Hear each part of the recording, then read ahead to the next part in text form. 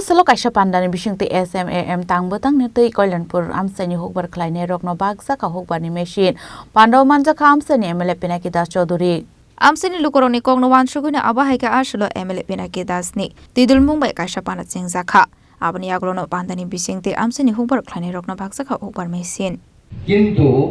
power tiller যেটা বড় machine আর কি বলি সেটা পেতে হলে পাওয়ারই সুযোগ ছিল না বিরাট কঠিন বিষয় ছিল অথচ ফার্মার্স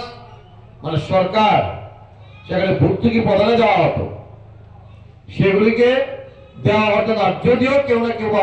পেত সেটা কৃষক ছাড়া তাদের অনুগামী দেখে বিগত দিনে যারা দায়িত্ব ছিল এই সরকার এই রাজ্যের দীর্ঘদিন শাসন করেছে অথচ মুখে কৃষক বিরোধী বাস্তবে সেটা ছিল না কৃষক সভা ছিল খেত মজুর ছিল দিন মজুর ছিল বিভিন্ন ভাষণ ছিল তাদের কিন্তু তাদেরকে কিভাবে ডেভেলপ করা যায় তাদের কিভাবে আয় দ্বিগুণ করা যায় সেই বিষয়ে কোনোদিন ভাবনা চিন্তা করেনি শুধু ভোটের রাজনীতি করেছে আর আজকের দিনে দাঁড়িয়ে আমি কেন বললাম যেটা বাস্তব আমাদের বলতেই হবে আমাদের সরকারি কর্মসূচি এবং সরকার কেন্দ্রের সরকার রাজ্যের সরকার 2018 সালের পর থেকে যেভাবে আমাদের কৃষকদেরকে আয় দ্বিগুণ করা এবং কৃষকের আয় যদি দ্বিগুণ হয় তাহলে ভারতবর্ষের অর্থনীতি স্বাভাবিকভাবে সেটা স্থিতিশীল অবস্থায় থাকবে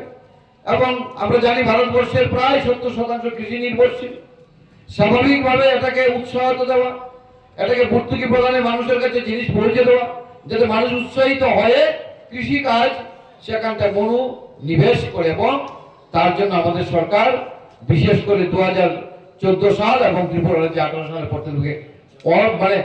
অবিরাম কৃষকদের বিভিন্ন প্রকল্প ঘোষণা হচ্ছে আর কৃষকরা উৎসাহিত হচ্ছে আজকে কৃষকরা মাঠে ময়দানে কাজ খয়নি সিমি বিপ্লবনি kokthum sinik khorang